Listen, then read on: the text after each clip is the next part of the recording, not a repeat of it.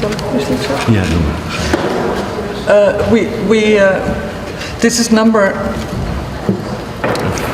29 in a series, and actually most of them are really small folded A3 leaflets with a lot of text, and it started as a small zine in which we invited artists to write about art.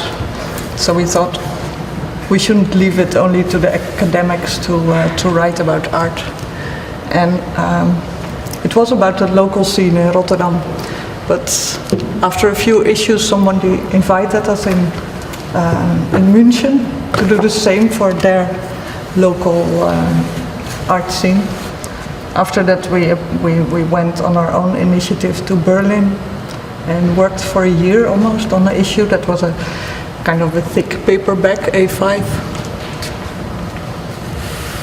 And then we went back to the small issues, the leaflets. But also we started to make more often these issues in another local scene, let's say. We always invite other people to also write. But there was the Swiss issue and this one that have more conversations than contributions actually. Kunnen we een beetje uitzoomen? Het ziet er helemaal niet goed uit. It looks shit. En het is heel moeilijk om... Je moet een beetje naar beneden, ja. Om te mikken. Yeah. And then this one was, we also wanted to make this A5 book. We were invited by 2 curators in Rome who thought it would be interesting to make an issue about the situation in Italy, because there actually the public institutions and all the public funding, they disappeared over the last few years, and in many places there hasn't been any.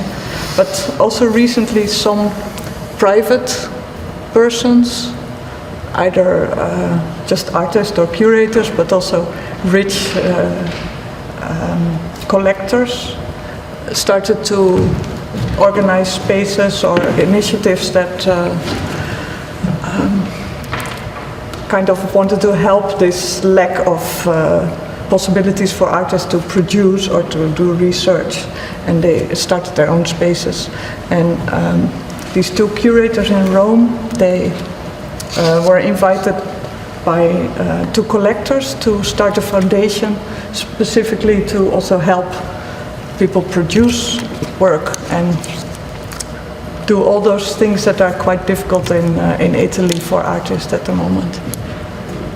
And they organized a trip with us to visit 7 different cities, and like the old Grand Tour that we all know about, we had kind of guides in every city that showed us around, and these guides, they saw our previous issues, so they kind of interpreted what we would be interested in, but then they showed us their city, so we always looked through their eyes, so it was kind of a game of interpretations and mirroring interests. So we made a few trips, quite short trips, so it was very different than other issues where we were just hanging around in a place for a long time and met people by chance. This time we were really, we made a tour like curators I probably do, so having 5 meetings a day and very organized, which was this guy, he's doing a magazine in Rome called Nero. And that's one of the special things in Italy at the moment. There are, I think, 10 big magazines of people who manage to work in this system, and they have lots of advertisements, and they have huge editions. So Nero, for instance, they print 30,000 of every issue. And there's Moose, who also has 40,000 or something. And in Holland, it's a lot if you print 1,200 within the art. Metropolis. And maybe prints 5,000. And he holds a magazine here that has Achille Bonita Oliva, who is a very famous art critic who kind of invented avant-garde. And in this magazine he's promoting a jacket that costs 98 euros 99 cents. So the two generations. Vertel jij ook zo? Nee, het gaat heel goed. This is also one of these foundations. We talked with Adrian Drake, who went away from the United States when Bush came to power. She thought it was horrible, but then she's lived in Italy after that, and she was kind of amazed what a huge influence Berlusconi has on the culture. Misschien moet je even kort 3 maanden. Yeah. This is a. Dit is te ingewikkeld.